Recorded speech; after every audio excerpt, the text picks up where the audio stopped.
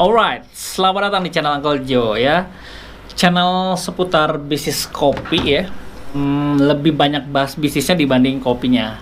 Buat kalian yang udah mampir ke sini, thank you banget udah datang ke channel ini, dan gue mau sharing aja ke kalian perspektif gue terhadap pertanyaan-pertanyaan yang ada di komentar ya. Jadi ada yang komen-komen nih, gue udah lama nggak bacain juga. Kalau kalian lagi mau buka kedai kopi ataupun bisnis kopi, gue rasa cocok sama konten gue, sama channel gue ya, karena gue memang spesialis ya. Gue banyak bahas bisnis kopi, karena di tahun 2018 ketika gue mulai bangun kedai kopi, gue nggak menemukan sumber di mana gue bisa belajar ya, gimana sih nge-branding, gimana bangun bisnis kopi, gimana connect sama supplier. Gue nggak punya source-nya untuk gue belajar. Even di Google pun gue nyari itu nggak ketemu gitu. Jadi gue nggak ketemu akses untuk gue ngobrol sama owner coffee shop ataupun memang pelatihannya gitu, gue nggak ketemu gitu. Jadi dari situlah kenapa gue bikin workshop, bikin pelatihan, supaya teman-teman yang mau mulai bangun bisnis kopi itu nggak kesulitan ya. Dan per hari ini gitu gue udah melahirkan kurang lebih 120, hampir 130 outlet ya, kedai kopi dengan berbagai macam brand. Terus juga gue ada mentoring kurang lebih 260-an orang yang gue mentoring secara personal maupun di grup. Dan gue menjawab pertanyaan-pertanyaan kalian di YouTube ya. Tujuannya satu, untuk melahirkan banyak entrepreneur baru di industri ini, di Indonesia khususnya, apalagi anak-anak muda kan, millennials tuh jumlahnya banyak banget, dan kayaknya perlu ada satu wadah untuk mereka belajar gitu, untuk teman-teman bahkan generasi berikutnya belajar bagaimana ngebangun sebuah bisnis, khususnya kedai kopi. Oke, gue gue bacain beberapa pertanyaan dan gue coba jawab sebisa gue. Oke, dari Panji Pauzan ya. Ini 8 jam yang lalu. Kita ngasih fee omset untuk pencapaian penjualan di atas target. Tapi apa kita bisa ngasih pemotongan untuk penjualan yang nggak mencapai target? Gitu. Ini agak unik ya. Gua nggak menyarankan itu dilakukan ya teman-teman. Kalau misalkan ada employee atau karyawan barista kalian achieve satu target, sudah selayaknya dikasih bonus, kasih fee. Tapi kalau nggak achieve, masa ya dipotong gajinya? Jangan dong. Kalau nggak achieve ya dia nggak dapat bonus, itu aja konsekuensinya. Kalau dia nggak achieve ya dia nggak dapat bonus. Tapi gaji, tunjangan atau insentif ya lu tetap kasih aja gitu. Jangan ada pemotongan lah, tega bener ya.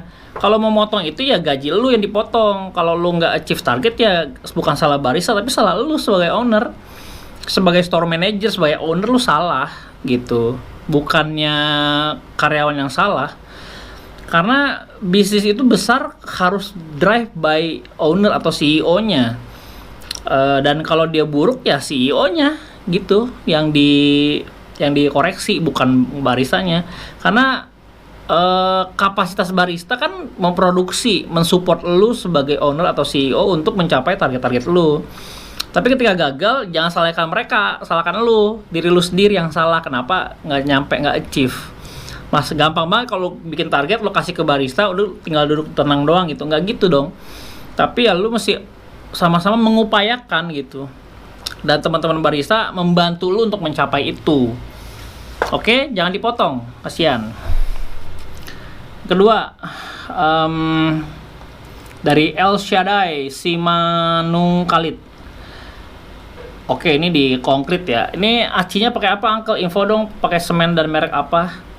Kalau untuk konkret expose, gue pakai MU 440 ya, yang floor screed dulu.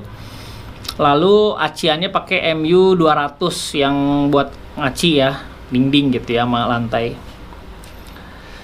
Oke, yang ketiga ada Rumah Kreasi. Dia nanya aroma ini di espresso yang gue tes selama 30 hari ya, itu espresso gue coba minum. Kalau rasa pahit aja yang tersisa, rasa yang tertinggal itu cuma rasa pahit aja. Jadi gue bikin espresso, terus gue simpen di kulkas ya, di chiller. Apakah espresso itu basi ketika disimpan lama? Ternyata yang gue temukan, yang gue udah tes sendiri, dia bukan basi ya. Kalau basi kan indikator basi itu kayak lu asem, bergas, berlendir kan gitu ya. Ini enggak. Espresso ditaruh di chiller tuh selama sebulan gue minum tiap hari. Tidak ada bau asem, basi tuh nggak ada, tidak bergas juga, masih gue minum, tapi hanya menyisakan rasa pahit si kopi aja gitu. Aroma pun aroma ya kopi aja, bukan aroma yang kalau baru kan tuh kayak fresh banget gitu ya. Jadi gue menyimpulkan di tes yang gue lakukan itu adalah bahwa espresso itu disimpan di chiller dalam waktu yang lama, bukan basi. Kata-katanya tidak, dia memang nggak basi, tapi tidak fresh aja, hanya nggak fresh aja. Masih bisa dan memungkinkan dibikin es kopi susu. Itu masih memungkinkan sekali. Makanya es kopi susu yang to go banyaknya kan ditaruh di botol gitu kan. Taruh di chiller. Karena memang peruntukannya buat es kopi. Kalau peruntukannya untuk yang hot, ya itu agak terganggu pasti. Gitu ya. Oke, ini di konten foto produk gua ada. Kalau kopi botolan backgroundnya yang bagus apa, Uncle? Sebetulnya background foto ini nih yang kalian lihat ini, kalian mau background apapun yang penting polos aja gitu. Tujuannya kan untuk kepentingan di sosial media ataupun di platform marketplace. Jadi butuh yang polos, yang nggak terlalu banyak corak, itu cocok gitu ya. Kalau gua botolan, gua lebih prefer kalau nggak putih ya hitam, warna netral. Oke, dari Yoman, Uncle mau tanya, usaha kopi saya baru berjalan 2 bulan, usaha kopi saya baru berjalan 2 bulan kurang, tapi sudah 5 hari terakhir tidak ada yang beli, pemasukan 0. Wah, ini mengerikan ya. Padahal tempat strategis pinggir jalan, saingan juga jauh. Terima kasih Uncle Joe. Gue turut prihatin ya bro, ini bukannya gimana ya, tapi kalau sampai 5 hari berturut-turut lu pemasukannya 0, lu perlu koreksi deh. Lu bisa mendapatkan traffic atau enggak ke situ. Traffic ya, ingat rahasianya cuma 2, traffic sama konversi. Traffic, konversi, that's it. Gak ada yang lain. Lu mau strategi lu apa, mau lu di mana tempatnya, mau di apapun lah ya. Rumusnya cuma 2, rahasianya cuma 2. Traffic, konversi. Pertanyaannya adalah trafficnya lu ada gak atau enggak? Trafficnya muncul gak nih trafficnya yang lu punya? Terus konversinya gimana nih untuk mengkonversi dari traffic itu? Ya, jadi fokus utama lu ada traffic. Lu harus punya traffic dulu. Lu create dulu trafficnya dengan cara ya sosial media lu dinaikin followersnya, Facebook page-nya dirapihin, informasi basicnya juga dibenerin, dirapihin semuanya. Dari Google My Business, Facebook page, Instagram, TikTok, YouTube, dan lain-lain, semua dirapihin, semuanya seragam. Jadi traffic yang muncul dari berbagai macam platform, tahu konversinya akan kemana gitu, connect-nya akan kemana. Gitu ya. Jadi kalau lu udah punya tempat strategis, pinggir jalan, saingan juga jauh, harusnya lu bisa growth gitu dengan cukup oke. Ya, lu udah punya tempat strategis dan lu udah punya pinggir jalan. Ya, aksesnya gimana, terus buat mencapai tempat lu mudah atau enggak. Jangan sampai ya, bro. Jadi jangan cuma buka kedai kopi terus tunggu orang datang, jangan. Harus ada upaya ataupun daya jual lu untuk menaikkan traffic. Ya, soal konversi belakangan dulu, traffic lu aja banyakin. Jumlah yang ngelihat story lu berapa orang, jumlah yang ngelihat IG lu berapa orang, kan lu tahu di situ ada datanya, ada insight-nya. Alright, oke. Tutorial manajemen kedai kopi ini 4,8 M per tahun itu apa, Uncle? Jadi 4,8 M per tahun itu adalah batas omset dari UMKM. Jadi 4,8 M ke bawah itu masih UKM atau UMKM.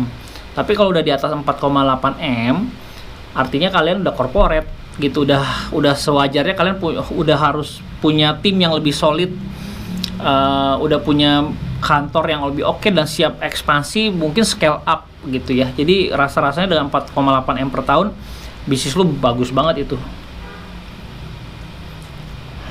Apalagi? Oke. Uncle nanya dong, Maquinos ini grinder made in Italy atau China ya? Menarik kalau dilihat dari spek dan harganya. Gua rasa sih dari yang setahu gue dari Spanyol, tapi gua nggak tahu deh sekarang udah diproduksi di China atau enggak. Jadi wajar aja kalau barang-barang banyak made in China karena di sana tenaga kerja murah gitu. Mereka mau dibayar murah. Beda sama orang-orang Eropa ataupun di Indonesia di sini ya. Mereka mau dibayar murah gitu. Bahkan mereka tuh dibayar murah demi negara gitu. Jadi beda sama kita. Bahkan tukang bangunan aja di sana lebih murah dibanding di Indonesia gitu ya. Jadi ya tau lah ya. Tapi anyway, setahu gue dari Spanyol, tapi mungkin produksinya sekarang udah di China. Mungkin ya. Coba lu cek aja di Google. Uncle kacamatanya mana? Astaga ya, waktu itu gue lupa pakai ya. Jadi identik banget nih sama gue kacamata.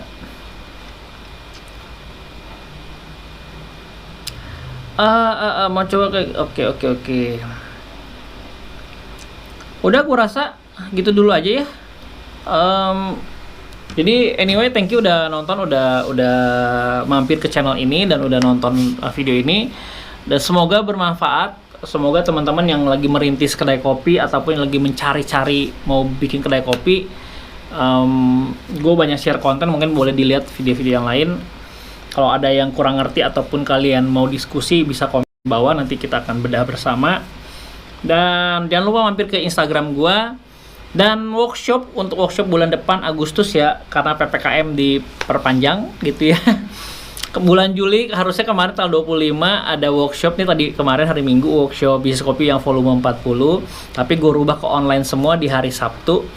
Nah jadi ya gue akan lihat situasi dan kondisi nih. Agustus itu gue tetap pengennya offline, tapi online tetap dibuka ya.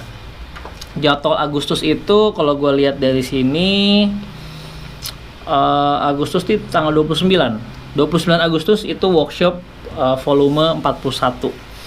Jadi semoga PPKM udah berakhir, terus virus juga udah melandai. Jadi ya mudah-mudahan 29 Agustus itu bisa running. Dan online-nya tanggal 28 Agustus itu hari Sabtu. Gua rasa gitu aja video kali ini, sampai ketemu di video selanjutnya. Dah. Thank you ya yang udah nonton video ini. Jangan lupa subscribe sebagai bentuk dukungan lo terhadap channel